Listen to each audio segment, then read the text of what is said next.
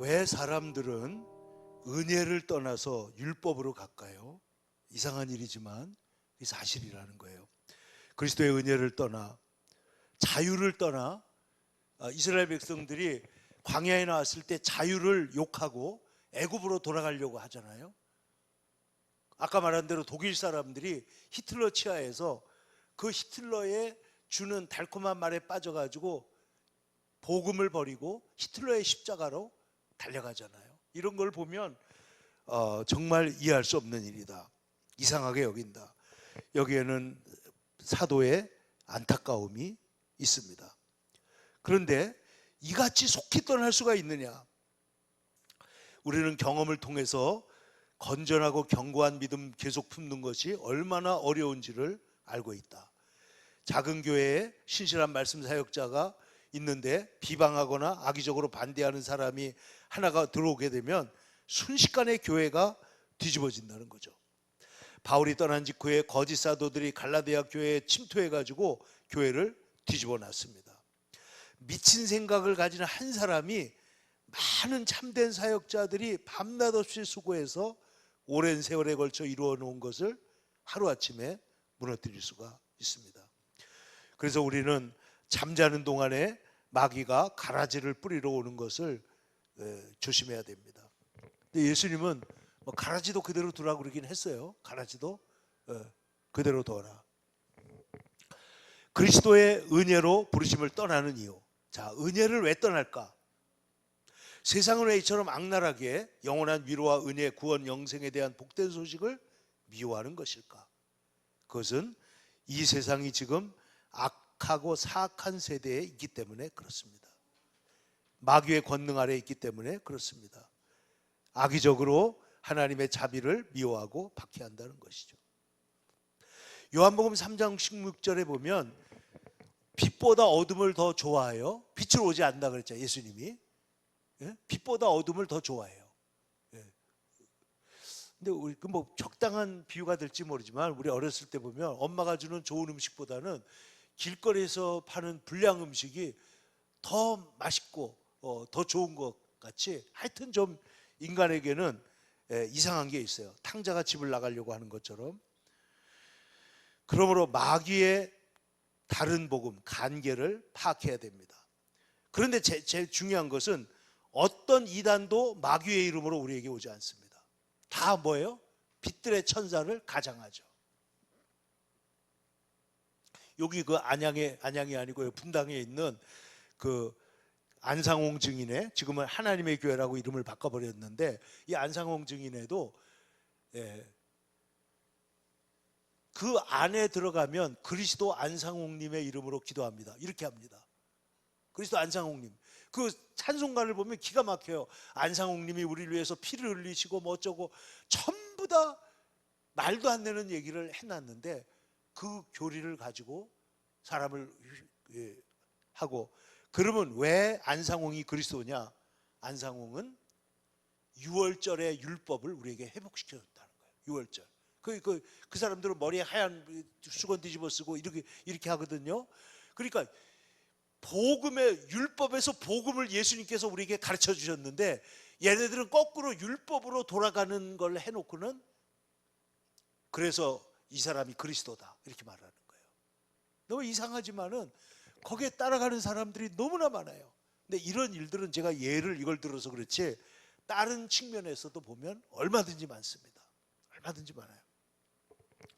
영적 문제에 있어서 사탄은 천사나 하나님처럼 깨끗해 보이지만 치명적으로 위장하고 은혜의 교리, 하나님의 말씀, 그리스도의 복음 대신에 가장 치명적인 독을 판매한다.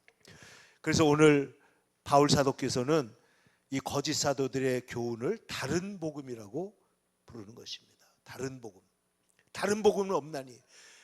이 다른 복음은 설령 천사가 와서 전할지라도, 우리가 와서 전할지라도 그것은 거짓된 것이다. 사도행전 15장에서 그리스도를 믿는 것으로 충분하지 않고 할례를 받지 않으면 구원받을 수 없다. 이제 앞으로 이게 핵심 문제인데요. 마귀의 전형적 특징은 뭐냐? 박해와 파괴로 해를 끼칠 수 없으면 교정과 발전으로 위장한다는 것이다. 그러므로 우리는 쉬지 말고 기도하고 성경을 읽고 말씀을 철저히 지킴으로써 마귀의 간계를 물리쳐야 됩니다. 우리의 씨름은 혈과 육을 상대하는 것이 아니요 통치자, 권세, 이 땅의 세상의 어둠의 주관자, 하늘에 있는 악의 영들을 상대하는 것이죠. 통치, 권세, 어둠의 세상 주관자, 하늘에 있는 악의 영들. 그러면 1장 7절 다 같이 읽겠습니다. 시작. 다른 복음은 없나니 다만 어떤 사람들이 너희를 교란하여 그리스도의 복음을 변하게 하려 함이라. 자, 교란하여라고 동그라미 한번 쳐보세요. 교란하여. 교란하려는 거예요. 교란시키는 게 뭐예요? 정신을 못 차리게, 예?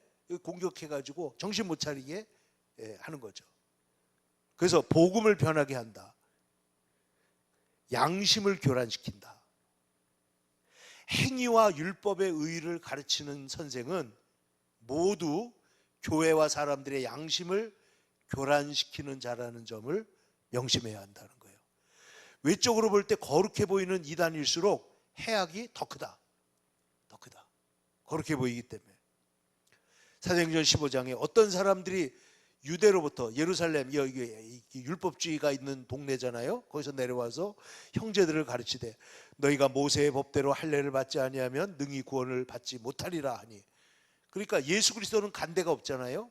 할례만이 남습니다. 모세만 남아요. 거짓 사도들은 복음을 교란시키고 결국 복음을 변하게 합니다. 그런데 율법과 복음을 혼합하는 것은 복음이 아니라는 거예요. 자, 복음이 90%고 율법이 10%라고 하더라도 그거는 이미 복음이 아니라고 보는 거예요. 왜 그러냐? 복음은 순전하지 않으면 안 돼요. 여기 보세요. 율법과 복음을 혼합시키는 방법으로 복음을 변질시킨다. 그리스도를 보존시키면 율법이 피해져야 되고 율법을 보존시키면 그리스도가 피해져야 되기 때문에 중간지대는 없습니다. 양립할 수가 없습니다. 율법의 의가 지배하는 곳에서는 은혜의 의는 다스릴 수가 없습니다. 은혜의 의가 지배하는 곳에서는 율법의 의는 다스릴 수가 없습니다. 둘 중 하나는 양보해야 된다. 그런데 이것을 둘을 섞어놓는 세상에서 가장 큰 집단이 어디라고요? 그게 가톨릭이에요. 율법의 의와 은혜의 의. 거기도 은혜를 얘기하거든요. 그러나 두 개를 섞어놓습니다.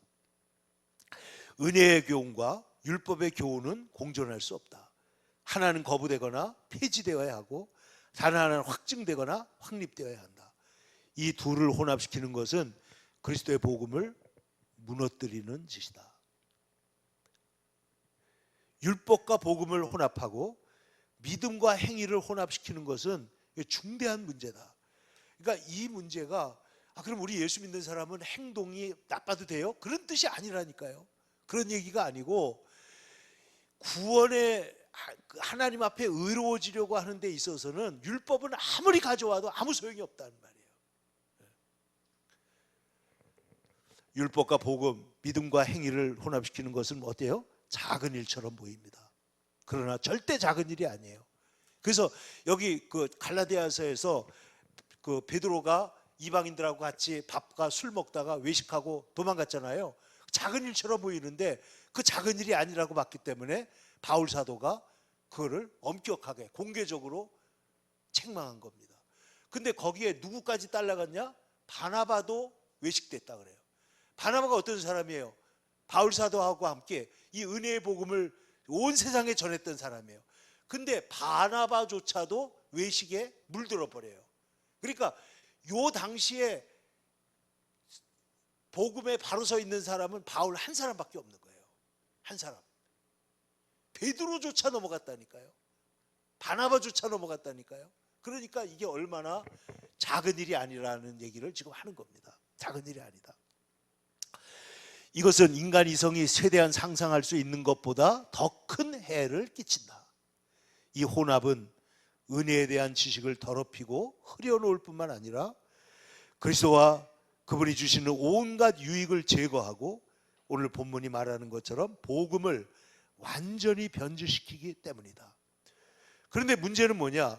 이 원인이 우리 육체에 있다는 거예요. 육체. 우리 육체는 죄에 빠져 있기 때문에 행위 외에 다른 것을 보지 못합니다.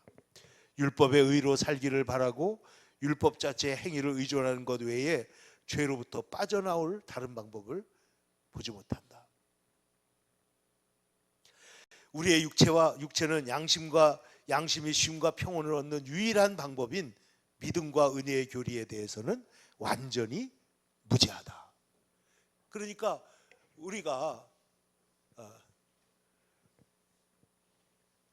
우리가 이 잘못된 이 문제는 적은 문제가 아니다. 그렇기 때문에 굉장히 강하게 지금 말하잖아요. 강하게 2권의 79페이지입니다. 갈라디아서 1장 8절 다 같이 읽겠습니다. 시작. 그러나 혹은 하늘로부터 온 천사라도 우리가 너희에게 전한 복음 외에 다른 복음을 전하면 저주를 받을지어다. 굉장히 강하게 선포하는 것이죠. 바울이 전한 복음은 바울이 만들어낸 게 아니고 하나님께서 성경에 미리 약속하신 것이고 아들에 관하여 말씀하신 것이죠. 1장 9절 시작. 우리가 전에 말하였거니와 내가 지금 다시 말하노니 만일 누구든지 너희가 받은 것 외에 뭐예요? 다른 복음을 전하면 저주를 받을지어다. 자, 이걸 우리가 정말 얘기를 안 할 수가 없습니다. 어떤 교훈도 성경 외에 교회에서 가르치거나 들려줘서는 안 된다. 10절 계속 봅니다. 이제 내가 사람들에게 좋게 하랴 하나님께 좋게 하랴 사람들에게 기쁨을 구하랴 내가 지금까지 사람들의 기쁨을 구하였다면 그리스도의 종이 아니니라. 자, 참된 복음 사역자는 사람의 칭찬을 구하지 않는다. 사람의 칭찬을 구하지 않는다. 이거는 사실 굉장히 실제적으로 중요한 것입니다. 시편은 말하기를 하늘이 하나님의 영광을 드러내고 하나님의 하신 일을 나타낸다고 말하고 있기 때문에 그럼에도 세상은 이를 비난하고 세상의 지혜와 의, 종교 능력을 듣는 것에 주력하는 것이다. 자, 우리가 세상의 미움을 받는 이유는 은혜의 복음을 전하고 세상이 듣고 싶어하는 말을 하지 않기 때문이다. 바울이 그랬어요. 내가 만약에 부활의 복음을 전하지 않았다면 내가 이렇게 핍박받지 않았을 거다. 내가 은혜의 복음을 전하지 않았다면 이렇게 핍박받지 않았을 거다. 그 말은 뭐냐면 세상은 부활과 은혜의 복음을 이상하게 대적한다는 거예요. 싫어하는 것이죠. 내가 만일 율법을 가르쳤다면 사람들이 나를 이렇게 반대하지 않았을 거야 라고 말하는 것이죠. 그러므로 우리는 사람의 칭송을 구하지 말고 오직 하나님의 자비를 구하는 것이 중요합니다. 특별히 이것은 저와 같이 이렇게 사역자들에게 있어서는 가장 중요한 것입니다. 사람의 칭찬을 구하게 되면 결국은 거기에 끌려가게 되죠. 밑줄 같이 한번 읽읍시다. 시작. 사람들은 불의하고 악한 죄인이자 진노의 대상, 마귀의 종, 저주받은 자이므로 사람들은 자기들이 행하는 일이나 할례를 받는 것으로 의롭게 되지 못하고 오직 은혜와 그리스도를 믿는 믿음으로만 의롭게 된다고 주장한다. 이로 인해 나는 사람들에게 극단적인 미움을 받는다. 사람들은 이 같은 말을 듣는 것을 싫어하기 때문이다. 싫어하기 때문이다. 그들은 지혜롭고 의롭고 거룩하다는 칭송을 받고 싶어 할 것이다. 예수님도 같은 요지의 말씀을 하셨다. 요한복음 7장 7절 다 같이 시작. 세상이 너희를 미워하지 아니하되 나를 미워하나니 이는 내가 세상의 일들을 악하다고 증언함이라. 자, 예수님을 세상이 미워하는 이유가 뭐예요? 예수님이 세상을 악하다고 증언하고 있기 때문이라는 거죠. 3장 19절 그 정죄는 이것이니 곧 빛이 세상에 왔으되 사람들이 자기 행위가 악함으로 그 다음 잘 보세요. 빛보다 뭘 더 사랑해요? 어둠을 더 사랑하고 있다. 예수님 말씀이죠. 그러므로 우리도 바울과 같이 설교할 때 사람의 칭송이나 호의가 아니라 오직 하나님의 칭찬을 구합니다. 우리가 전하는 것은 오직 하나님의 은혜와 자비입니다. 그러나 거짓 사도는 사람의 칭송을 구하죠. 그래서 그럴듯하게 이성의 그럴듯한 것을 가르칩니다. 이단 교육을 하는 거 보면 딱 그래요.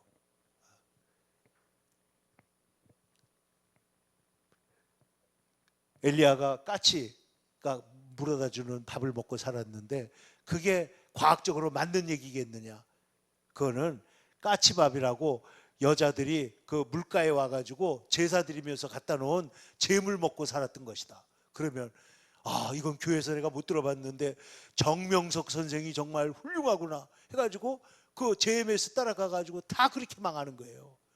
뭐예요? 전부 다 이렇게 사람을 즐겁게 하고 이성과 거기에 맞는 그럴듯한 것을 가르칩니다.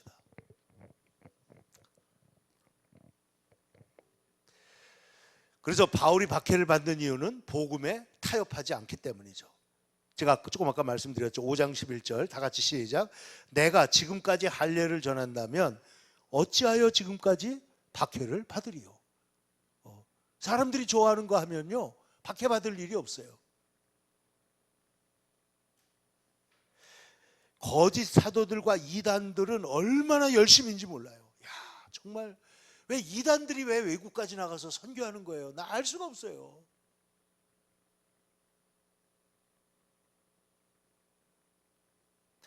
거짓 사도들이 얼마나 악의적이고 교활하게 갈라디아 사람들에게 바울을 미워하도록 설득하려고 애쓰는지 주목해보라. 11절 12절 같이 읽겠습니다. 형제들아 내가 너에게 알게 하노니 내가 전한 복음은 사람의 뜻을 따라 된 것이 아니니라. 이는 내가 사람에게 받은 것도 아니요 배운 것도 아니요 오직 예수 그리스도의 계시로 말미암은 것이다. 자, 지금 바울이 전한 복음, 이 은혜의 복음, 이 바울이 전하고 있는 예수 그리스도의 복음은 내가 배운 게 아니다는 거예요. 근데 바울 사도를 굉장히 사람들이 공격해가지고 넘어뜨리려고 하는 게 뭐냐면 바울을 무너뜨리려고 하는 거거든요. 복음을 무너뜨리려고. 그런데 바울은 자기가 전하는 복음은 예수님께 직접 계시를 통해서 배웠다는 겁니다. 여러분 보세요. 바울이 예수님을 처음 다메섹 도상에서 만난 다음에 그 눈이 멀었잖아요. 그래가지고 갔더니 예수님의 제자 중에 한 사람이 바울에게 안수하면서 눈을 뜨게 해주잖아요. 그죠? 아나니아. 그런데 그때 바울이 아나니아에게 뭘 복음을 배웠습니까? 아니에요. 그냥 바울은 갑니다. 그러니까 어떤 의미에서는 바울이 아라비아 사막에 3년 있는 동안에 예수님의 다른 제자들은 3년 동안 예수님을 따라다녔지만은 바울은 아라비아에서 3년 동안 예수님께 말씀을 듣고 복음을 배우고 그것을 끊임없이 날카롭게 갈고 닦고 이래가지고 나와서 복음을 전한 거예요. 사실 바울은 예수 믿자마자 전도했습니다. 그렇지만 그 다음에 어디로 가요? 아라비아 사막에 들어가서 3년 동안 그가 거기에서 주님으로부터 계시를 받고 어떤 것을 받았다는 걸 알 수 있습니다. 바울은 사도행전 9장에서 다메섹 가는 길에 복음을 받았습니다. 자세한 얘기는 제가 많이 생략을 했는데 교묘한 거짓 증거는 너무나 강력하기 때문에 대처해야 됩니다. 바울이 이런 사실을 설명하려고 했던 것은 바울을 미워하도록 하는 거짓 사도들의 비방에 논박하기 위한 것이죠. 밑줄 한번 읽어볼까요? 거짓 사도들은 바울이 사도들로부터 받은 사도들의 다른 제자들보다 등급이 낮다고 말하고 다녔다. 왜? 이건 타당성이 있어 보여요. 왜? 다른 제자들은 예수님을 3년 동안 쫓아다녔지만 바울은 그러지 않았잖아요. 제일 꼴찌로 사도가 됐다고 그러잖아요. 이런 말을 할 때 갈라디아 사람들이 순식간에 무너졌습니다. 근데 바울의 권위뿐만 아니라 이 칭의 교리가 무너지기 쉽다는 거예요. 그러니까 지금 오늘 이 마틴 루터의 관심은 이 칭의 교리가 세워지는 교회가 돼야 된다는데 사도의 권위가 이렇게 약점을 파고 들어가지고 무너뜨리는 것처럼 칭의 교리도 무너뜨립니다. 칭의 교리를 무너뜨려요. 그래서 정말 안타깝지만 제가 나온 장신대 교수들 중에도 칭의 교리를 무너뜨리는 강의를 하는 사람들이 많습니다. 많아요. 칭의 교리 가지고는 세상을 변화시키지 못한다고 생각해요. 그런데 역으로 생각해 보세요. 마틴 루터처럼 세상을 변화시킨 사람이 어디 있어요? 근데 그가 세상을 변화시키려면 제자 훈련해야 되고 뭐 해야 되고 뭐 해야 되고 이런 얘기 한 거예요. 복음의 핵심은 칭의에 있다. 그 칭의를 받는 세상에서 어떻게 살아가야 되는지를 우리에게 보여줬을 뿐이죠. 그러니까 칭의 교리는 본질상 무너지기 쉽기 때문이 아니라 칭의 교리는 확고하지만은 이 교리를 믿는 우리가 확고하기 때문에 무너진다는 거예요. 자, 그러니까 바울 사도의 권위가 쉽게 무너질 수 있는 것처럼 이 교리도 무너지기 쉬워요. 그래서 이것을 우리가 이 칭의 진리는 매우 무너지기 쉬운 교리다. 그 다음은 이거 중요한 건데 한번 같이 읽을까요? 여기 보세요. 시작. 우리 자신이 시작.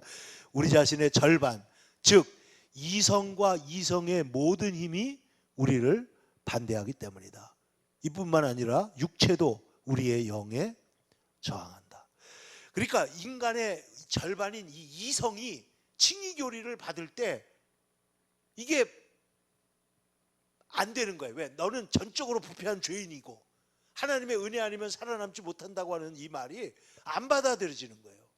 그러니까 여러분 아시는 대로 우리 이병철 회장이 돌아가시기 전에 20가지인가 그 질문지 보면은 거기에 뭐가 나와요? 부자들은 전부 다 악한가? 왜 세상에 교회가 있는데 세상이 이렇게 어지럽고 힘든가?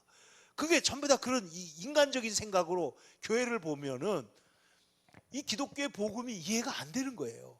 안 돼. 그래서 이분이 거기다 써놓고 진지한 질문을 하고, 여러분 우리 그 교회 오셨던 박조준 목사님 영락교회 담임하고 있을 때 그 당시에 한국에서 제일 대표적이고 크고 그 중심에 있던 교회가 어디예요? 그 영락교회예요. 그러니까 영락교회 목사님한테 전화를 해가지고 이병철 회장이 연락이 죽기 전에 연락이 왔으니 얼마나 이게 좋은 기회예요, 복음 전하기. 그래가지고 전했더니 저는 그 목사님한테 직접 들은 거예요. 그 좋은 말씀입니다. 그런데 믿어지질 않습니다. 이러더래요. 그래서 그분이 우리 저기 목사님한테만 한 게 아니고 그 어떤 그 저기 카톨릭의 유명한 신부 아니고 주교가 아니고 예? 주교가 아니고 그 주교가 못 됐는데 그 신부를 오래 한 사람을 높여버리는 말이 있어요. 제가 지금 갑자기 생각이 안 나는데 그분한테 편지를 그걸 보낸 거예요. 20가지 질문. 근데 야, 글씨를 어떻게 이렇게 썼나 그랬더니 필사하는 사람을 불러다가 그걸 이렇게 잘 쓰게 했대요. 그래가지고 필사 이렇게 정자로 쫙 써가지고 그 인터넷 찾으면 금방 나옵니다. 그래가지고 했는데 바로 이제 그런 질문이죠. 우리의 이성과 이성의 모든 힘이 이 칭의의 교리를 반대하는 거예요. 그러니까 무너지기 쉽다는 거예요. 그래서 자, 역으로 그렇기 때문에 우리는 하나님의 약속이 참되다. 우리의 육체는 영과 싸웁니다. 바울이 말하는 것처럼 육체는 영을 포로로 잡고 있다는 것이죠. 그래서 하나님은 처음에 말씀을 통해 우리에게 믿음을 주시는 것처럼, 자, 우리가 믿음이 어디서 와요? 믿음은 들음에서 오며, 들음은 어디서 와요? 하나님의 말씀에서 오는 거예요. 말씀에서. 그러니까 지금 우리가 이렇게 말씀을 배우고 듣지 않으면 믿음이 올 때가 없습니다. 믿음이 말씀에서 와요. 그런데 이후에도 하나님은 말씀을 통해 우리 안에서 믿음을 단련시키시고 증가시키고 강화시키시며 온전하게 하신다. 뭘 통해서? 말씀을 통해서요. 그래서 그 말씀을 우리 마음에 심어주는 그 사역이 바로 성령의 조명의 사역이에요. 성령. 그 말씀과 성령이. 그래서 우리가 하나님께 바칠 수 있는 최고의 섬김은 뭐냐? 말씀을 부지런히 듣고 읽음으로써 참된 경건을 보여주는 것이다. 이 성경을 말씀을 공부하는 게 이렇게 중요합니다. 복음의 원수는 막강합니다. 이 원수는 우리의 육체와 세상의 온갖 위험들, 율법, 죄, 사망, 진노, 심판, 마귀 자신을 망라해서 우리를 불화살로 시험하고 있다는 것이죠. 거짓 사도들을 통해서 역사하고 있다. 이 진리는 얼마나 무너지기 쉬운가? 루터 자신이 이렇게 얘기했습니다. 자, 이건 정말 실제적인 얘기입니다. 나도 종종 어둠 속에 빠져 씨름했었으며 이것을 직접 겪었다. 내가 얼마나 자주 복음과 은혜의 빛을 잃고 빛을 갑자기 잃고 헤맸는지 잘 알고 있다. 그것은 마치 칙칙하고 어두운 구름이 내게서 복음과 은혜의 광채를 흐리게 만드는 것과 같았다. 따라서 비록 우리가 믿음의 문제에 있어서 경험이 많고 확실한 기반 위에 서 있는 것처럼 보일지라도 사실은 미리 미끄러운 곳에 서 있다는 사실을 알아야 한다. 그 다음에 같이 한번 읽읍시다. 우리는 시작. 우리는 칭의 진리를 다른 사람들에게 가르칠 수 있을 정도로 잘 알고 있다. 이것은 우리가 칭의 진리를 이해하고 있음을 입증하는 확실한 표지다. 그러나 갈등 속에 들어갔을 때 곧 진노, 낙심, 사망의 말인 율법이 복음 앞에 나타나 준동하기 시작할 때 우리는 은혜와 위로, 생명의 말씀인 복음을 적절하게 활용하지 않으면 안 된다. 그렇지 않으면 시내산에서 이스라엘 백성들이 그랬던 것 같이 양심은 큰 두려움에 빠질 것이다. 시내산에서 어떤 일이 있었죠? 하나님이 율법을 선포할 때 천둥 번개가 막 치니까 사람들이 어떻게 해요? 두려워가지고 모세에게 당신이 가서 대표로 듣고 오세요. 하나님을 말씀을 못 듣는 거죠. 그런데 반대로 이 율법의 위협을 약간이라도 담고 있는 성경 구절이 딱 오면 어떻게 돼요? 우리는 은혜 교리를 잃어버리는 거예요. 은혜 교리를. 그래서 이런 성경의 핵심이 뭐냐? 성경, 우리 교회가 예수님 때부터 아니면 예수님 이전에 그 선지자 때부터 우리에게 쭉 이어져 왔던 거는 우리 하나님은 사랑이시고 은혜로우셔가지고 우리를 구원하시는데 믿음을 요구하신다는 그 성경의 근본 진리가 아닌 다른 걸 갖고 와가지고 끊임없이 훼손하려고 한다는 그런 얘기입니다. 끊임없이. 그래서 그러한 일들은 어떤 때는 자유주의 신학으로, 어떤 때는 이단으로, 어떤 때는 무슨 다른 종교로, 어떤 율법주의 종교로. 제가 말씀드렸잖아요. 이 세상에서 가장 강력한 율법주의 종교는 이슬람이에요. 이슬람. 성경에서 온갖 걸 가지고 가가지고 율법으로 만든 거예요. 여기 나는 하나님의 교회도 성경에서 끄집어내가 율법으로 만들어서 사람들에게 가르치는 거예요. 근데 사람은 복음을 들을 때는 그 앞에 빛을 발견하지 못하다가 율법을 듣고는 거기에 끌려가가지고 거기에 노예 생활을 하는 거예요. 끄는 끄대로 끌려간다니까요.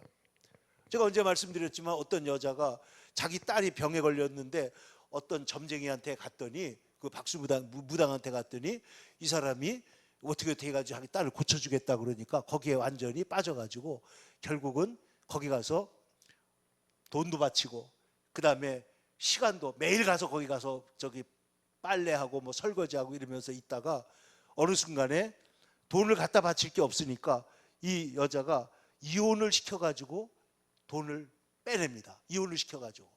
근데 이혼시켜가지고 돈 빼내는 게 그 무당만 하는 게 아니고 하나님의 교회라는 데서도 그렇게 하거든요. 이혼을 시켜요. 그래가지고 돈을 만들어가지고 교회에 바치게 만들어요.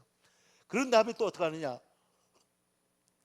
이 무당이 돈이 떨어지니까 이 여자 보고 나가가지고 몸을 팔아라.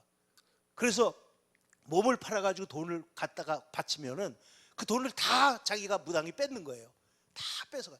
이게 지금 제가 꾸민 말이 아니고 실제로 신문에 났던 실화입니다. 한 15년, 20년 전에 있었던 실화예요.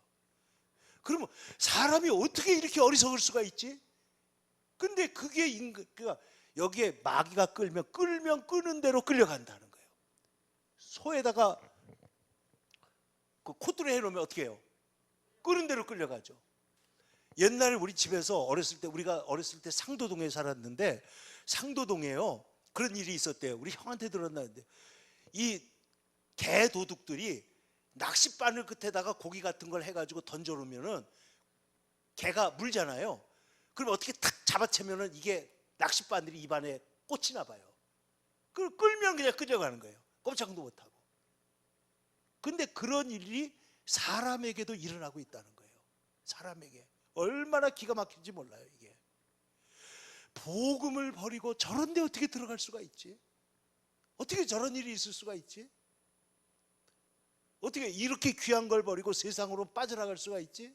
근데 그런 일이 얼마든지 일어나고 있다는 거죠.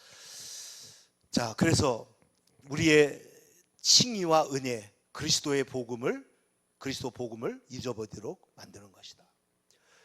자, 제가 두 구절을 뽑았는데 같이 한번 봅시다. 갈라디아 5장 17절 시작. 육체의 소욕은 성령을 거스르고 성령은 육체를 거스르나니 이 둘이 서로 대적함으로 너희가 원하는 것을 하지 못하게 하려 함이라. 7장 23절. 내 지체 속에 한 다른 법이 내 마음의 법과 싸워 내 지체 속에 죄의 법으로 나를 사로잡는 것을 보는도다. 육체의 소욕에 빠지면요, 원하는 것을 못하게 해버린다는 거죠. 그래서 아까 베드로조차도 잘못을 저질렀고 속임을 당했습니다. 그런데 그건 작은 잘못처럼 보였지만 바울은 덮어두지 않습니다. 왜냐하면 이것이 교회 전체에 해를 끼친다고 본 거예요.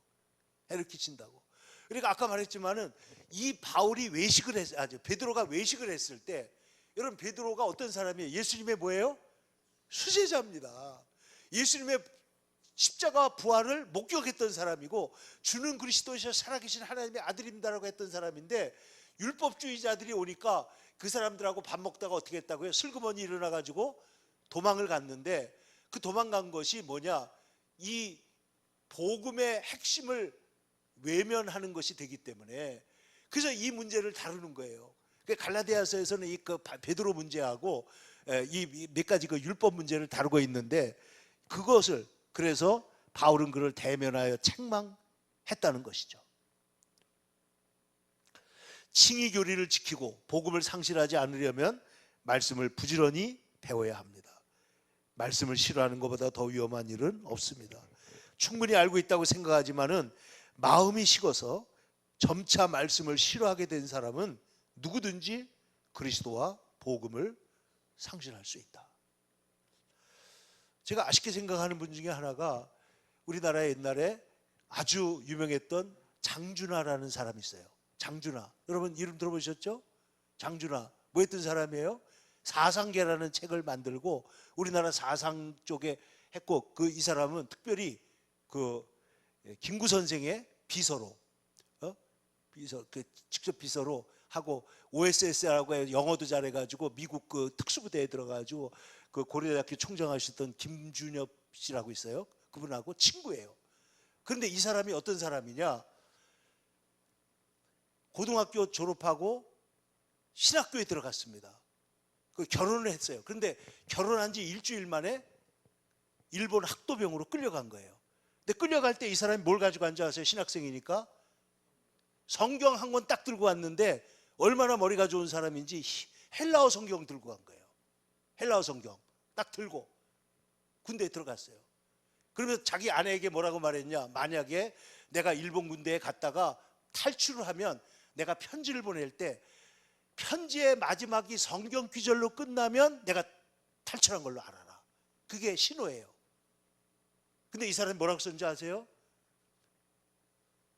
야곱이 돌베개를 베고 잠을 자다가, 이 얘기를 써가지고 아내한테 탈출한 거예요.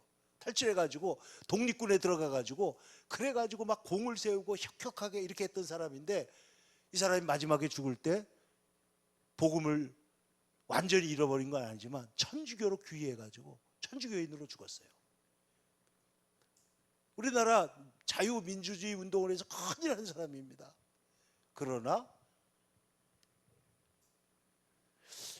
이 교리를 버리고 복음을 상실한다는 게, 그런 뛰어나고 그렇게 복음적이었던 사람도 그렇게 될 수가 있는가 하는 것이 현실이라는 거죠. 야고보는 말합니다. 자기 얼굴을 거울로 본 다음에 곧 잊어버리는 사람처럼 우리는 복음을 잃어버리기가 쉽다. 그러므로 신실한 사람이라면 누구나 하나님의 은혜가 중심이 되는 이 칭의 교리를 부지런히 배우고 지켜야 한다. 겸손하게 진심으로 기도하고 말씀을 배워야 한다. 루터는 말합니다. 내가 처음에 복음을 변증하는 자가 되었을 때 내게 다음과 같이 말해준 사람이 있었다. 나는 당신이 전한 이 교훈이 좋습니다. 왜냐하면 사람이 아니라 하나님께만 영광을 돌리기 때문입니다. 그러니까 이 사람이 가르치는 복음이 진짜냐 아니냐 하는 거가 뭐예요? 하나님께 영광 돌리는지 자기에게 영광을 돌리는지.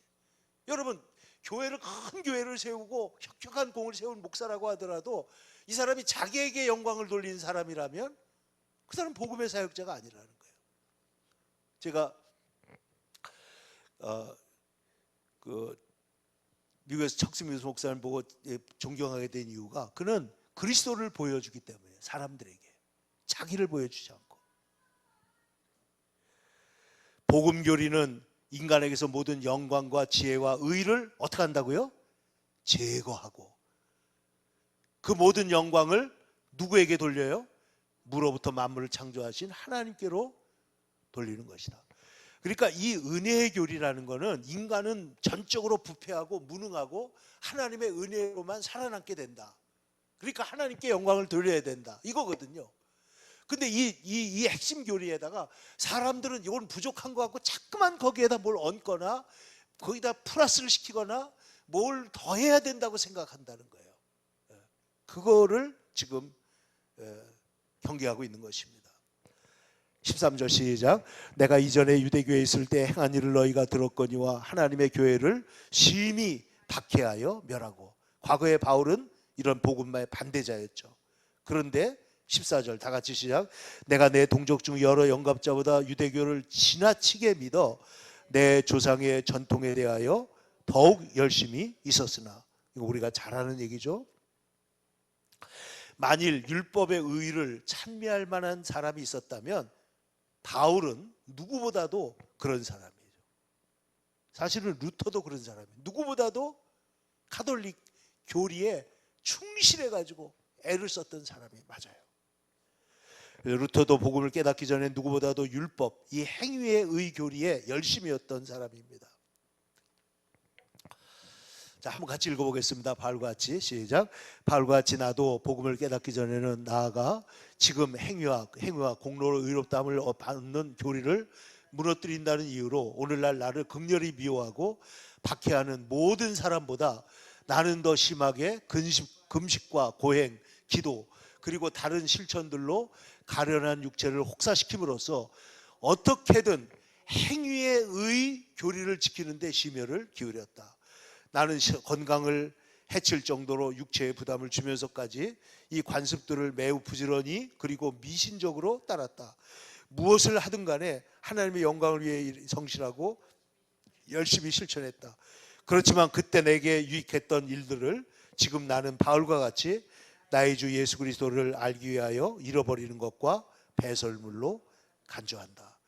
그러니까 루터가 그런 사람이었기 때문에 이런 얘기를 지금 하는 거예요. 넘어가서 같이 읽겠습니다. 시작. 그러나 내 어머니의 태로부터 나를 택정하시고 그의 은혜로 나를 부르시니가 그의 아들을 이방에 전하기 위하여 그를 내 속에 나타내시기를 기뻐하셨을 때 내가 곧 혈육과 의논하지 아니하고 곧 또 나보다 먼저 사도된 자들을 만나려고 예루살렘으로 가지 아니하고 아라비아로 갔다가 다시 다메섹으로 돌아갔노라.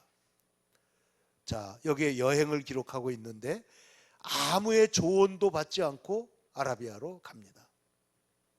그것은 예수님께서 특별히 부르시고, 그러니까 우리를 부를 때 보면 직접 부르시는 게 있고 간접으로 부르시는 게 있죠. 그런데 이 바울의 경우에는 특별히 하나님이 직접 부르셨다는 거예요. 루터는 이렇게 말합니다. 바울과 마찬가지로 나도 공로로 은혜를 얻는 지식을 갖고 있었다. 금욕적 생활을 통해 날마다 그리스도를 십자가에 못 박았다. 거짓된 믿음으로 하나님을 모독했다. 외적으로 보면 나는 강탈, 불의한 자, 호색함과 달랐지만 그들과 달리 가난, 검소, 순종을 실천했지만 세상에 대한 관심도 끊었지만 오직 금식, 고행, 기도, 미사 등에 주력했는데 밑줄 다 같이 시작. 그러나 이처럼 거룩하게 보이고 나 자신의 의를 신뢰하는 가면을 쓰고 계속해서 하나님에 대한 불신과 의심, 두려움, 미움, 모독을 길러왔다. 나의 의는 뭐와 같아요? 더러운 웅덩이와 마귀의 나라에 지나지 않았다. 이런 사람은 사탄의 종이다. 그러므로 외적으로 다른 사람보다 선행과 거룩함, 금욕이 뛰어나다고 해도 그는 사탄이 원하는 대로 말하고 행동하는 자다. 자, 여기 코테이션 저기 다운표 있는 거 함께 읽읍시다. 시작. 하나님께서는 자신을 이처럼 모독하고 박해하고 거역한 나같이 악하고 저주스럽고 비열한 사람을 용서하셨다. 뿐만 아니라 내게 구원과 하나님의 영, 하나님의 아들 그리스도 사도의 직분 영생에 관한 지식을 베푸셨다. 이것은 정말 헤아릴 수 없는 은혜다. 이게 바울의 말이죠. 바울이. 그래서 하나님이 나를 택정하셨다. 어머니 태이스 있을 때부터 택정하셨다. 바울을 부르신 것은 바울의 어떠함 때문이 아니야. 바울의 종교, 흠없는 거룩한 삶 때문이 아니고 금식 행위 이런 것 때문이 아니고 오직 부르심도 뭐 때문이에요? 은혜로 부르신 거예요. 은혜로. 그러니까 구원도 은혜고요. 부르심도 은혜고요. 모든 것이 하나님의 은혜다. 이렇게 말할 수밖에 없죠. 16절 시작. 그의 아들을 이방에 전하기 위하여 근데 그를 내 속에 나타내시기를 기뻐하셨을 때 내가 곧 혈육과 의논하지 아니하고. 자, 복음교리는 말씀과 성령의 역사로 얻어진다. 복음교리는 연구나 힘든 공부, 인간의 지혜, 하나님의 율법에 의해 얻어지는 교훈이 아니다. 복음은 하나님 자신에 의해, 곧 첫째는 외적으로는 말씀을 통해, 자, 둘째는 내적으로는 하나님의 영, 성령의 역사를 통해 얻어지는 교훈이다. 그러므로 복음은 하늘에서 내려오고 외적 말씀이 먼저 와야 하긴 하지만 같은 이유로 보내심을 받은 성령으로 계시되는 신적 말씀이다. 자, 그러니까 복음은 말씀을 들어야 됩니다. 그리고 그 말씀을 듣고 이렇게 해석을 받아야 됩니다. 그런데 그 듣는 중에 내 안에 누가 역사해요? 성령께서 역사하셔가지고 그 말씀을 깨닫고 받아들이게 해야 말씀이 내 것이 되더라는 것이죠. 자, 88페이지에 1장 17절입니다. 나보다 먼저 사도된 자들을 만나려고 예루살렘으로 안 가고 아라비아 갔다가 다메섹으로 갔다. 3권입니다. 3권의 88페이지. 자, 아라비아 3년은 뭐와 같으냐? 모세를 호렙산에서 훈련시키셨고 시내산에서 말씀하십니다. 그 기간 동안에 그는 계시를 분명히 이해하고 확인하고 기도하는 시간을 가졌죠. 신학화, 체계화하는 시간을 가졌다 할 수 있습니다. 18절 19절 시작. 그 후 3년 만에 내가 게바를 방문하려고 예루살렘에 올라가서 그와 함께 15일을 머무는 동안 주의 형제 야고보 외에 다른 사도들을 보지 못하였노라. 자, 게바 베드로를 방문하려고 예루살렘에 가서 며칠 동안 있었다고요? 15일. 근데 그때 다른 분들은 못 보고 누구만 봤다고요? 야고보 장로만, 주의 형제, 예수님의 동생 야고보서를 쓴 바로 그 야고보, 초대 예루살렘 교회의 의장이었던 야고보를 만났습니다. 자, 이것은 바울이 자기가 받은 복음을 사도들의 복음과 같이 비교하면서 확증하는 과정이에요. 이거 굉장히 중요합니다. 왜냐하면 자, 내가 혼자 성경 보고 내가 깨달았다고 천하에 없는 진리를 깨달았다. 이게 전부 다 한국의 이단들은 전부 다 자기가 도를 닦았더니 하나님이 자기가 이걸 깨닫게 했다. 자기가 뭐 도표를 갖다가 뭐 몇백 장을 그리게 해줬다. 뭐 이런 식으로 하거든요. 다 마찬가지예요. 정명석, JMS, 또 문선명, 뭐 또 누구 있죠? 예? 박태선. 그리고 지금 최근에 죽은 지금 말하는 하나님의 교회 그 안상홍, 전부 다 자기가 무슨 계시를 받았어. 그래서 뭘 했대. 그런데 이것을 교회의 신학적인 본질과 위배되면 안 되는 거예요. 안 되면 예수님의 복음, 사도 바울이 전한 복음, 성경이 말하는 복음, 어거스틴과 그리고 교회의 역사를 통해서 신실하게 보호해온 이 복음이 핵심을 붙들어야 돼요. 그래서 우리가 이번에 기독교의 핵심 진리라는 제목으로 얘기를 하는 겁니다. 바울과 거짓 사도들 간의 논쟁은 영원한 생명이냐 아니면 영원한 사망이냐, 이 굉장히 중요한 문제죠. 그래서 베드로 주의 형제 야고보를 만나서 복음을 공적으로 세우는 일을 하러 올라간 것입니다. 20절 시작. 보라, 내가 너희에게 쓰는 것은 하나님 앞에 거짓말이 아니로다. 21절. 그 후에 내가 수리아와 길리기아 지방에 이르렀으나, 길리기아 닷소잖아요. 그러니까 결국 고향으로 가는 거예요. 복음을 들고 고향 식구들에게 바울이 이렇게 말한 바가 있죠. 나의 형제, 나의 고리국의 친척을 위하여 내 자신이 저주를 받아 그리스도에게서 끊어질지라도 원하는 바로라. 고리국의 친척이 그리스도께 돌아오는 것을 위해서 기도한 것이죠. 여러분들도 우리의 사랑하는 가족들에게 한 사람도 남김없이 복음을 들을 수 있도록 기도해야 합니다. 22절. 그리스도 안에 있는 유대의 교회들이 나를 얼굴로는 알지 못하고 다만 우리를 박해하던 자가 전에 멸하던 믿음을 지금 전한다함을 듣고 나로 말미암아 하나님께 영광을 돌리니라. 유대의 교회들이 바울의 말, 박해하던 자가 지금 뭐 한다고요? 멸하려던 그 믿음을 전한다. 이 엄청난 변화가 누구 때문에 일어나는 거예요? 예수님 때문에 일어나는 거예요. 예수님 때문에. 복음은 이런 근본적인 반전을 가져옵니다. 핍박자가 전하는 사람으로 바뀝니다. 오직 그리스도의 은혜만이 세상을 변화시킵니다. 은혜의 복음은 삶을 변화시킵니다. 그리고 나를 통해 하나님께 영광이 돌려진다 한 것처럼 우리도 그렇게 해야 되겠죠. 자, 2장으로 넘어가서 1절을 봅니다. 시작. 14년 후에 내가 바나바와 함께 디도를 데리고 다시 예루살렘으로 올라갔더니, 자, 14년이 지났습니다. 누구하고 함께 갔다고요? 바나바 그리고 디도. 바나바는 여러분 아시는 대로 그 위로의 아들, 권위자 이런 뜻을 가진 초대교회의 아주 신실한 사람이죠. 이 바나바의 누이가 누구예요? 마가의 어머니인 마리아입니다. 그죠? 그러니까 이 마리아의 그 마가의 다락방에서 초대교회가 모였었기 때문에 굉장히 경제적으로 유복한 집안 사람인데, 처음으로 자기의 밭을 팔아다가 초대교회에다 갖다 바침으로써 교회를 세웠던 인물이 바로 바나바죠. 바나바. 그리고 디도는 누구냐? 디도는 엄마 아빠가 다 헬라 사람이에요. 이 사람은 순수해. 디모데는 아버지는 로마 사람이고 헬라 사람이고 엄마는 유대인이죠. 그러나 이 디도는 둘 다 헬라인이에요. 그런데 디도를 데리고 올라갔는데 여기 이제 문제가 생기는데, 디도는 할례를 안 받게 하고 디모데는 할례를 받게 합니다. 그럼 이게 뭐냐? 할례가 절대적이 아니라는 거예요. 근데 율법주의자들은 할례도 받아야만 천국 간다는 거예요.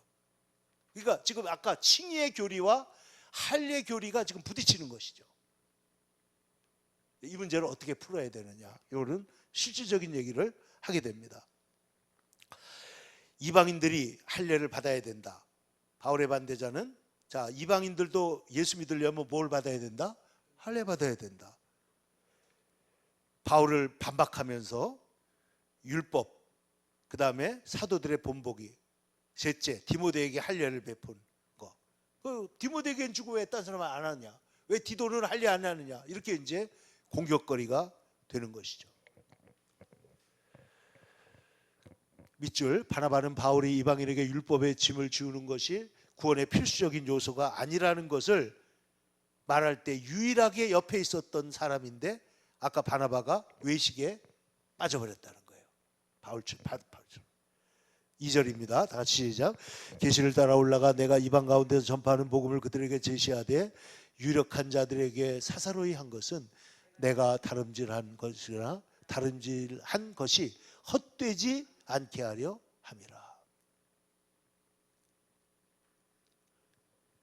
자, 여기 보면 바울이 이렇게 말한 바가 있습니다. 고린도서 9장 22절. 여러 사람에게 여러 모습이 된 것은 아무쪼록 몇 사람이라도 구원하고자 하는 것이다. 그러니까 가난한 사람에게는 가난한 사람처럼, 지식인에게는 지식인처럼, 부자에게는 부자인 것처럼. 바울이 그렇게 했던 이유는 뭐라고요? 한 영혼이라도 더 구원을 받게 하기 위해서. 그러니까 본질 문제에 있어서는 추상같이 진리를 지키지만 비본질적인 거에 있어서는 굉장히 유연하게 아주 선교적으로 이 문제를 다루고 있다는 거예요. 이게 우리 인간에게 굉장히 중요한데, 우리는 쓸데없는 데서는 원칙을 지키고 원칙을 지켜야 할 때는 양보를 하고, 이러면 어떻게 되는 거예요? 완전히 뒤집어지는 거죠. 완전히. 이 정치 지도자들은 다윗을 뭐라고 그랬어요? 다윗은 출입할 줄을 안다고 그랬어요. 출입. 언제 나가고 언제 들어오고. 그게 리더십이죠. 리더십. 본질적인 거는 지키지만, 자, 복음을 놓고 사도들과 토론을 했습니다. 거짓 사도들과 덜이 아니라 사도들과, 자, 바울이 말하죠. 내가 전한 복음과 베드로가 전한 복음이 같아요, 달라요? 똑같았다는 거예요. 똑같았다. 사도들과의 토론에서 다룬 문제는 율법을 지키는 것이 칭의의 필수적인가요? 다는 것입니다. 이 문제에 대한 바울의 답변은 다음과 같습니다. 같이 한번 읽읍시다. 시작. 나는 내가 하나님께로부터 받은 복음에 따라 이방인에게 율법이 아니라 그리스도를 믿는 믿음을 전했다. 이렇게 믿음을 전하자 이방인들은 성령을 받았다. 바나바가 이것을 증언해 줄 것이다. 그러므로 나는 이방인은 율법의 짐을 지거나 할례를 받아서는 안 된다고 결론 짓는다. 그러나 유대인이 굳이 율법을 지키고 할례 받기를 원한다면 양심의 자유가 허락하는 할례 받아 돼도 된다고 안 된다고요? 된다고 말할 것이다. 그러니까 지금 이 바울의 말은 뭐냐면, 할례는 어떤 사람에게 중요할 수는 있지만은 구원의 문제하고 상관이 있어요, 없어요? 상관없다는 거예요. 그러니까 이것을 가지고 짐을 지우지 말아라. 짐을 지우지 말아라. 그럼 오늘 이 할례가 오늘 우리 교회에서도 이거 비슷한 것들이 얼마든지 있겠죠. 바울은 18년 동안에 복음을 전해왔습니다. 율법이 칭의의 필수적이라는 관념은 날마다 더 힘을 얻고 있었다. 그래서 바울은 예루살렘에 올라가서 이 잘못된 관념을 바로잡고자 했습니다. 인간의 경향성이 있어요. 인간의 경향성. 아까 뭐라 그랬어요? 인간은 은혜의 복음보다 뭘 더 좋아해요? 율법을 더 좋아해요. 인간의 본성이 율법을 더 좋아해요. 그래서 행위의 의, 곧 율법의 의의 힘은 행위의 의를 가르치는 자들을 헛된 삶으로 이끌게 됩니다. 결국 스스로 행함에 취하게 되고, 행함으로 인하여 교만해지고, 가령 자, 새벽기도 안 나와. 그러면 비판하고, 자신은 나왔다고 뭐예요? 교만해지고. 이게 기도, 봉사, 선행 이런 것들이 열심히 하다 보면 마지막에 예수님은 없어버리고 뭐만 남아요? 내 공로만 남게 됩니다. 2장 3절 시작. 그러나 나와 함께 있는 헬라인 디도까지도 억지로 할례를 받게 하지 아니하였으니. 자, 디도는 무슨 인이라고 써 있어요? 헬라인입니다. 헬라인. 근데 이 사람에게는 할례를 안 주고 예루살렘에 데리고 왔다니까, 아까 보니까. 그러니까 디도는 그레데의 감독입니다. 평신도가 아니에요. 바울은 디도에게 그레데 교회를 다스리는 책임을 맡겼습니다. 그는 이방인입니다. 디모데는 할례를 받았습니다. 디모데의 아버지는 헬라, 어머니는 히브리. 디도는 모두 헬라 사람. 자, 율법과 칭의, 예수만 믿으면 되나? 할례 받아야지. 그거 뭐 굉장히 나쁠 것도 없이 양보할 수도 있을 것 같잖아요. 그러나 그렇게 하는 것은 결국은 공로를 세우고 행함을 강조함으로 십자가에 죽으신 예수님의 은혜, 의로움이 없어지고 말 것이다. 바울은 할례를 가증한 일로 거부하지 않았지만, 그러나 의의를 얻는 필수 요소로 보는 것은 거부한 것입니다. 예루살렘 회의는 결국 바울이 이겨가지고 사도의 동의를 얻어서 할례 받지 않아도 된다. 즉 할례를 받는 것은 죄도 아니고 의도 아니다. 이것을 분별하는 게 필요하죠. 4절 5절 시작. 이는 가만히 들어온 거짓 형제들 때문이라. 그들이 가만히 들어온 것은 그리스도 예수 안에서 우리가 가진 자유를 엿보고 우리를 종으로 삼고자 함이로되, 그들에게 우리가 한시라도 복종하지 아니했으니 이는 복음의 진리가 항상 너희 가운데 있게 하려 함이라. 바울은 복음의 진리를 전할 때 참 복음과 거짓 복음이 있다고 했습니다. 바울은 이렇게 말합니다. 거짓 사도들도 일종의 믿음과 복음을 전하고 있습니다. 그러나 거짓말이죠. 모든 이단은 하나님과 그리스도, 교회의 이름을 내세웁니다. 또한 그들은 오류나 거짓말을 가르치지 않고 확실한 진리와 순전한 복음을 가르친다고 주장합니다. 그러나 그렇지 않죠. 그러면 진짜 복음은 뭐냐? 여기 계속 말하고 있지만 밑줄 같이 한번 읽읍시다. 시작. 복음의 진리는 우리가 율법의 행위 없이 오직 믿음으로 의를 얻는다는 것이다. 우리가 율법의 행위로도 의롭다함을 얻는다는 것은 거짓된 복음이다. 믿음은 그 자체로 하나님의 선물이자 우리의 마음속에서 행하시는 하나님의 역사다. 이때 믿음이 우리의 구속자 그리스도를 붙잡기 때문에 우리가 의롭다함을 얻는다고 가르치는 것이 진짜 복음이죠.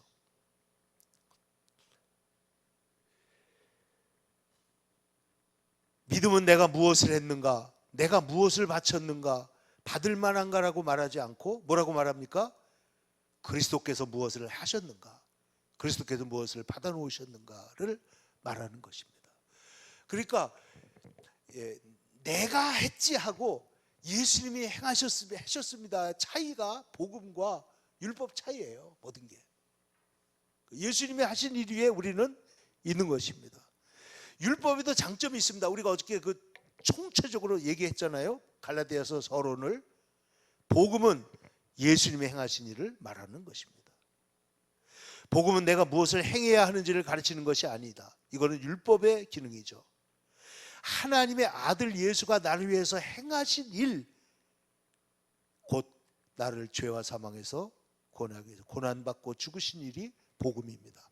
복음은 이 일을 내가 받아들이고 믿기를 원하는 것입니다. 이것이 진리입니다.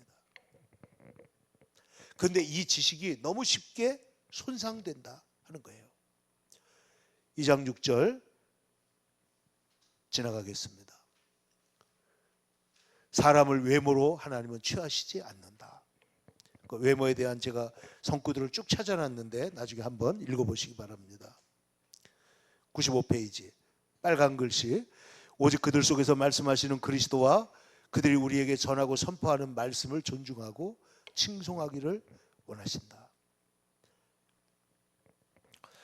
자, 모세의 수건 얘기를 하고 있습니다. 모세의 수건 얘기. 빨간 글씨 보겠습니다. 사랑과 외적 수건에 의지하지 않도록 경고한다. 하나님은 우리가 피조물을 섬기는 것이 아니라 오히려 피조물이 우리를 섬기도록 우리에게 주셨다. 자, 7절 8절은 베드로와 그 복음이 일치했다 하는 것을 말하고 있죠. 9절에서는 야고보와 게바 요한도 친교의 악수를 했다 말이 나옵니다. 10절 가난한 자를 돌본다. 11절 여기에죠. 게바를 책망한 얘기가 나오죠. 우리가 계속했던 얘기이기 때문에 지나갈 필요가 있는데, 자 96페이지에 맨 위를 보세요.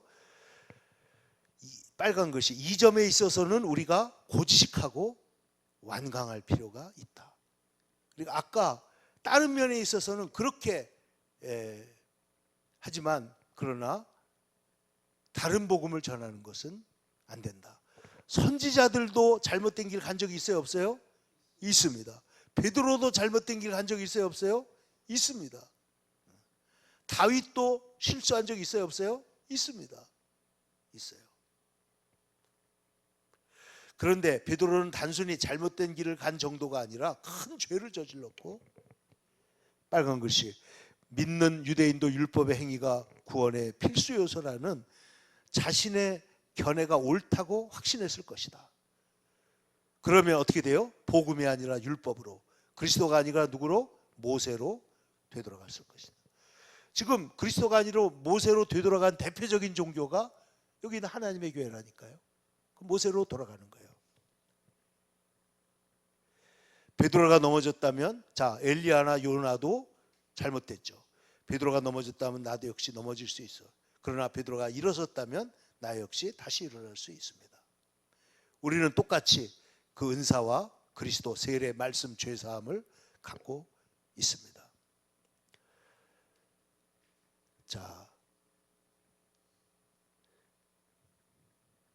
98페이지 중간 아래 보겠습니다. 여기서 바울은 베드로의 행동이 아니라 의도를 정죄하고 있음을 주목하라. 그 의도, 먹으면 죄를 범하는 것이고 먹지 않으면 의롭게 된다고 보는 관념이 약한 것이다 하는 거예요. 행동이 약한 게 아니에요. 그 뭐 자체는 먹을 수도 있고 안 먹을 수도 있어요. 그런데 그 의도가 나쁘다는 것이죠. 자, 우리가 뭘 안 먹을 때 사랑 때문에 먹지 않을 때가 있죠.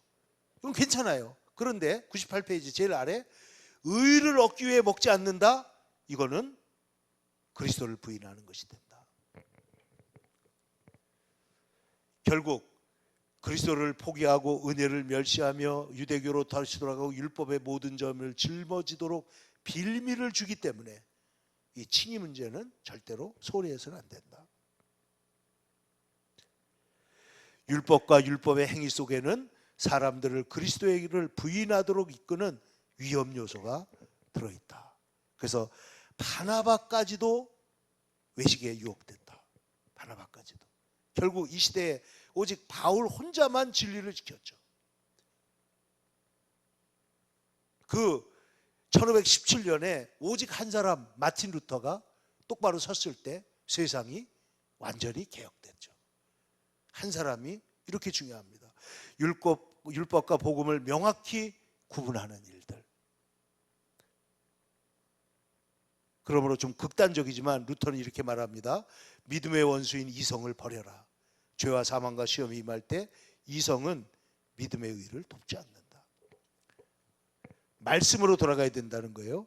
율법과 이성이라는 이 두 원수. 아까 처음에는 죄와 양심을 원수라고 그랬는데 여기서는 율법과 이성. 우리가 양심이 하나님의 심판을 붙들고 씨름할 때는 율법이나 이성을 좋은 자로 찾지 말고 오직 은혜와 예수 그리스도의 위로의 말씀만 의지해야 된다. 우리는 복음을 통해 율법과 이성의 빛을 넘어 믿음의 비밀 속으로 들어가는 것입니다. 그러므로 베드로의 위선 때문에 기독교의 핵심적인 것이 위험에 처해 있었다. 그런데 두려워했기 때문이죠. 그러므로 교활한 마귀가 그토록 모든 성경 본문을 우리의 시각에 따라서 가지고 올 때, 다시 말해서 경고를 담고 있는 본문들만 우리의 눈앞에 딱 해서 혼동시키는 일이 일어날 때 아까 말한 대로 우리는 은혜의 복음으로 돌아가는 것입니다. 자, 요 마지막 기절 읽고 오늘 여기서 마치도록 하겠습니다. 일단 자, 여기에 몇 페이지냐면 101페이지입니다. 101페이지. 자, 같이 시작. 율법과 복음 사이의 관계를 올바르게 판단할 수 있는 자는 누구든 하나님께 감사해야 한다.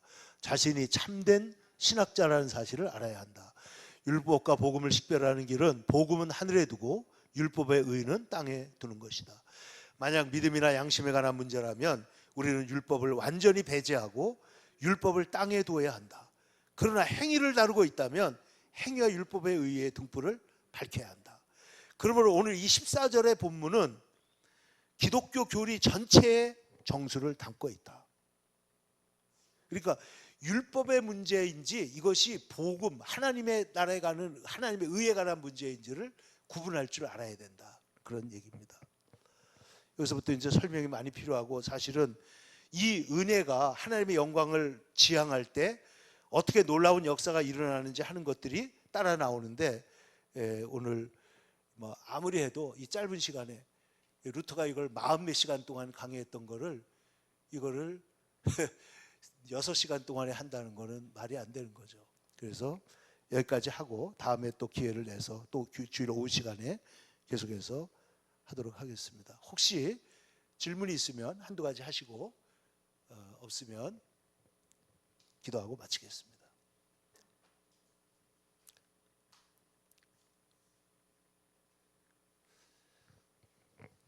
기도하겠습니다.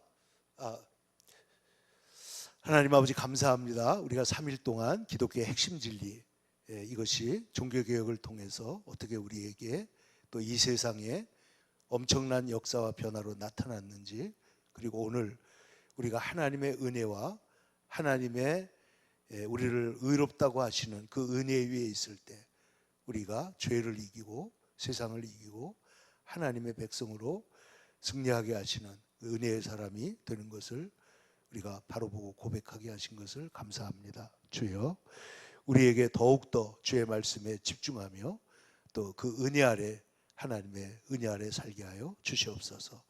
우리 성도들, 우리 귀한 주의 종들 한 사람 한 사람 주님 붙드시고, 바울을 쓰시고 루터를 사용하신 하나님, 우리들을 사용하사 하나님 이 시대에 주의 복음의 빛을 밝히는 일에 쓰임받게 하여 주옵소서. 거룩하신 예수님의 이름으로 감사하며 기도하옵나이다. 아멘. 사흘 동안 수고 많으셨습니다. 감사합니다. 애썼습니다.